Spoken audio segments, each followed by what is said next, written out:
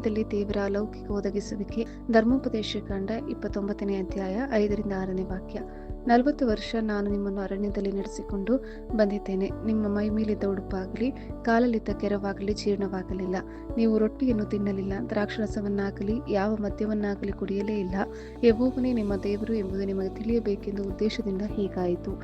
ಇಸ್ರಾಯೇಲ್ಯರು ಅರಣ್ಯದ 40 ವರ್ಷಗಳ ಪ್ರಯಾಣದಲ್ಲಿ ಅದ್ಭುತವಾಗಿ ಅವರ ಉಡುಪಾಗಲಿ ಕಾಲಲ್ಲಿದ್ದ ಕೆರವಾಗಲಿ ಜೀರ್ಣವಾಗಲಿಲ್ಲ. ಇದನ್ನು ಧರ್ಮೋಪದೇಶ ಕಾಂಡ 29:5 ಉಲ್ಲೇಖಿಸಲಾಗಿದೆ. ಇದು ದೇವರ ಅದ್ಭುತ ಒದಗಿಸುವಿಕೆ ಮತ್ತು ಆತನ ಕಾಳಜಿಯನ್ನು ಎತ್ತಿ ತೋರಿಸುತ್ತದೆ. ಕಠಿಣ ಮರುಭೂಮಿಯ ಪರಿಸ್ಥಿತಿಗಳ ಹೊರತಾಗಿಯೂ ಅವರ ಪಾದರಕ್ಷೆಗಳು ಮತ್ತು ಉಡುಪುಗಳು ಹಾಗೆಯೇ ಉಳಿದಿವೆ. ಈ ಭಾಗವು ದೈವಿಕ ಸಂರಕ್ಷಣೆಯನ್ನು ಪ್ರದರ್ಶಿಸುತ್ತದೆ. ಇಲ್ಲಿ ಹೆಚ್ಚು ವಿವರವಾದ ವಿವರಣೆ ಇದೆ. ಸತ್ಯವೇದದ ಉಲ್ಲೇಖ. ಧರ್ಮೋಪದೇಶ ಕಾಂಡ 29:5 ಹೇಳುತ್ತದೆ, 40 ವರ್ಷ ನಾನು ನಿಮ್ಮನ್ನು ಅರಣ್ಯದಲ್ಲಿ ನಡೆಸಿಕೊಂಡು ಬಂದಿದ್ದೇನೆ. ನಿಮ್ಮ ಮೈಮೇಲಿದ್ದ ಉಡುಪಾಗಲಿ ಕಾಲಲ್ಲಿದ್ದ ಕೆರವಾಗಲಿ ಜೀರ್ಣವಾಗಲಿಲ್ಲ.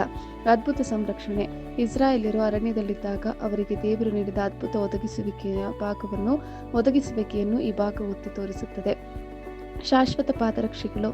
ಅವರ ಬಟ್ಟೆಗಳು ಹಾಗೆಯೇ ಉಳಿದವು ಮಾತ್ರವಲ್ಲ, ಸವಾಲಿನ ಮರುಭೂಮಿ ಭೂಪ್ರದೇಶ ಹೊರತಾಗಿಯೂ ಅವರ ಪಾದರಕ್ಷೆಗಳು ಸಹ ಸವೆಯಲಿಲ್ಲ.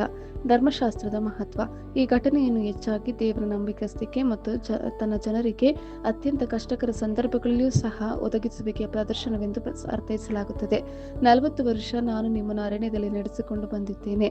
ಈ ವಾಕ್ಯ ಐಗುಪ್ತದಿಂದ ಇಸ್ರಾಯೇಲ್ ನಿರ್ಗಮಿಸಿದ ನಂತರ ಮರುಭೂಮಿಯಲ್ಲಿ ಅಲೆದಾಡುವ ಅವಧಿಯನ್ನು ಸೂಚಿಸುತ್ತದೆ.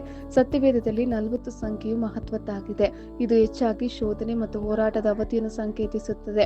ಈ ಬಾರಿ ಅರಣ್ಯದಲ್ಲಿ ಇಸ್ರಾಯೇಲರಿಗೆ ರೂಪುಗೊಳ್ಳುವ ಅಂದರೆ ಸಿದ್ಧತೆಯ ಅವಧಿಯಾಗಿತ್ತು. ಈ ಸಮಯದಲ್ಲಿ ಅವರು ಪೋಷಣೆ ಮತ್ತು ಮಾರ್ಗದರ್ಶನಕ್ಕಾಗಿ ದೇವರನ್ನು ಅವಲಂಬಿಸಲು ಕಲಿತರು. ಅರಣ್ಯ ಪ್ರಯಾಣವು ಧರ್ಮಶಾಸ್ತ್ರದಲ್ಲಿ ನೀಡಲಾದ ಅನೇಕ ಪಾಠಗಳು ಮತ್ತು ನಿಬಂಧನೆಗಳಿಗೆ ಹಿನ್ನೆಲೆಯಾಗಿದೆ. ಇದು ದೇವರ ನಂಬಿಗಸ್ತಿಕೆ ಮತ್ತು ಜನರ ವಿಧೇಯತೆಯ ಅಗತ್ಯವನ್ನು ಒತ್ತಿ ಹೇಳುತ್ತದೆ. ಅರಣ್ಯವು ಬಹುಶಃ ಸೀನಾಯಿ ಪರ್ಯಾಯ ದ್ವೀಪವು ಕಠಿಣ ವಾತಾವರಣವಾಗಿದ್ದು, ಇದು ಅವರ ಬದುಕುಳಿಯುವಿಕೆಯ ಅದ್ಭುತ ಸ್ವರೂಪವನ್ನು ಒತ್ತಿ ಹೇಳುತ್ತದೆ. ನಿಮ್ಮ ಮೈಮೇಲಿದ್ದ ಉಡುಪಾಗಲಿ ಕಾಲಲ್ಲಿದ್ದ ಕೆರವಾಗಲಿ ಜೀರ್ಣವಾಗಲಿಲ್ಲ. ಉಡುಪು ಮತ್ತು ಪಾದರಕ್ಷೆಗಳ ಈ ಅದ್ಭುತ ಸಂರಕ್ಷಣೆಯು ದೇವರು ತನ್ನ ಜನರಿಗೆ ಒದಗಿಸಿದ ಮತ್ತು ಕಾಳಜಿ ವಹಿಸಿದ್ದಕ್ಕೆ ಸಾಕ್ಷಿಯಾಗಿದೆ. ನೈಸರ್ಗಿಕ ಅರ್ಥದಲ್ಲಿ ಅರಣ್ಯದ ಕಠಿಣ ಪರಿಸ್ಥಿತಿಗಳು ಯಾವುದೇ ಭೌತಿಕ ಸರಕುಗಳನ್ನು ಬೇಗನೆ ಸವೆದು ಹೋಗುತ್ತಿತ್ತು. ಈ ಸಂರಕ್ಷಣೆಯು ದೇವರ ಅಲೌಕಿಕ ಮಧ್ಯಸ್ಥಿಕೆಯ ಸಂಕೇತವಾಗಿದ್ದು, ಇಸ್ರಾಯೇಲ್ಯರ ಮೂಲಭೂತ ಅಗತ್ಯಗಳನ್ನು ಪೂರೈಸಲಾಗಿದೆಯೇ ಎಂದು ಖಚಿತಪಡಿಸುತ್ತದೆ. ಇದು ನೈಸರ್ಗಿಕ ವಿಧಾನಗಳನ್ನು ಮೀರಿ ತನ್ನ ಜನರನ್ನು ಪೋಷಿಸುವ ದೇವರ ಸಾಮರ್ಥ್ಯದ ಜ್ಞಾಪನೆಯಾಗಿ ಕಾರ್ಯನಿರ್ವಹಿಸುತ್ತದೆ. ಈ ಅದ್ಭುತವನ್ನು ಧರ್ಮೋಪದೇಶ ಕಾಂಡ 8:4 ಮತ್ತು ನೆಹೆಮೀಯ 9:21 ಉಲ್ಲೇಖಿಸಲಾಗಿದೆ. ಇದು ದೈವಿಕ ಒದಗಿಸುವಿಕೆ ವಿಷಯವನ್ನು ಬಲಪಡಿಸುತ್ತದೆ. ಬಟ್ಟೆಯ ಸಂರಕ್ಷಣೆಯನ್ನು ಕ್ರಿಸ್ತನ ಮಾದರಿಯಾಗಿ ಕಾಣಬಹುದು. ಆತನು ನಮ್ಮ ಆತ್ಮಿಕ ಅಗತ್ಯತೆಗಳನ್ನು ಪೂರೈಸುತ್ತಾನೆ ಮತ್ತು ಆತ ನೀತಿಯಿಂದ ನಮ್ಮನ್ನು ಆವರಿಸಿಕೊಳ್ಳುತ್ತಾನೆ. ಗಮನಿಸಬೇಕಾದ ಪಾತ್ರಗಳು. ಮೋಶೆ ಈ ವಾಕ್ಯದಲ್ಲಿ ಜನರೊಂದಿಗೆ ಮಾತನಾಡುತ್ತಾ ಅರಣ್ಯದಲ್ಲಿ ಅವರ ಪ್ರಯಾಣದ ಸಮಯದಲ್ಲಿ ದೇವರ ಒದಗಿಸುವಿಕೆಯನ್ನು ನೆನಪಿಸುತ್ತಿರುವ ಇಸ್ರಾಯೇಲಿನ ನಾಯಕ. ಇಸ್ರಾಯೇಲ್ಯರು ಐಗುಪ್ತದಲ್ಲಿ ದಾಸತ್ವದಿಂದ ಬಿಡುಗಡೆಯಾದ ಮತ್ತು 40 ವರ್ಷಗಳ ಕಾಲ ಅರಣ್ಯದಲ್ಲಿ ಅಲೆದಾಡಿದ ದೇವಜನರು. ಅರಣ್ಯ. ಇಸ್ರಾಯೇಲ್ಯರು ತಮ್ಮ ಅವಿಧತೆ ಮತ್ತು ನಂಬಿಕೆಯ ಕೊರತೆಯ ಪರಿಣಾಮವಾಗಿ 40 ವರ್ಷಗಳ ಕಾಲ ಅಲೆದಾಡಿದ ಮರುಭೂಮಿಯ ಪ್ರದೇಶ. ದೇವರ ನಿಬಂಧನೆ. ದೇವರು ಒದಗಿಸಿದ ಅದ್ಭುತವಾದ ಪೋಷಣೆ, ಇದರಲ್ಲಿ ಬಟ್ಟೆ ಮತ್ತು ಪಾದರಕ್ಷೆಗಳ ಸಂರಕ್ಷಣೆಯೂ ಸೇರಿದೆ. ಇದು ಆತನ ನಂಬಿಗಸ್ತಿಕೆ ಮತ್ತು ಕಾಳಜಿಯ ಸಂಕೇತವಾಗಿದೆ. ಒಡಂಬಡಿಕೆಯ ನವೀಕರಣ. ಈ ವಾಕ್ಯದ ಸಂದರ್ಭವು ದೇವರು ಮತ್ತು ಇಸ್ರಾಯೇಲ್ಯರ ನಡುವಿನ ಒಡಂಬಡಿಕೆಯ ನವೀಕರಣವಾಗಿದ್ದು, ದೇವರ ಹಿಂದಿನ ನಂಬಿಗಸ್ತಿಕೆಯ ವಿಧೇಯತೆ ಮತ್ತು ಸ್ಮರಣೆಯನ್ನು ಒತ್ತಿ ಹೇಳುತ್ತದೆ. ಪ್ರಮುಖ ಬೋಧನಾಂಶಗಳು. ದೇವರ ನಂಬಿಗಸ್ತಿಕೆ.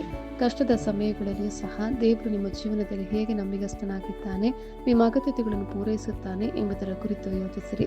ನಿಬಂಧನೆಯಲ್ಲಿ ನಂಬಿಕೆ. ದೇವರು ಇಸ್ರಾಯೇಲರಿಗೆ ಒದಗಿಸಿದಂತೆಯೇ ಇಂದು ಆತ ನಿಮ್ಮ ಅಗತ್ಯತೆಗಳನ್ನು ಪೂರೈಸುತ್ತಾನೆ ಎಂದು ನಂಬಿರಿ. ನೀವು ದೇವರ ನಿಬಂಧನೆಯ ಮೇಲೆ ಹೆಚ್ಚು ಅವಲಂಬಿತರಾಗಬೇಕಾದ ಕ್ಷೇತ್ರಗಳನ್ನು ಪರಿಗಣಿಸಿರಿ.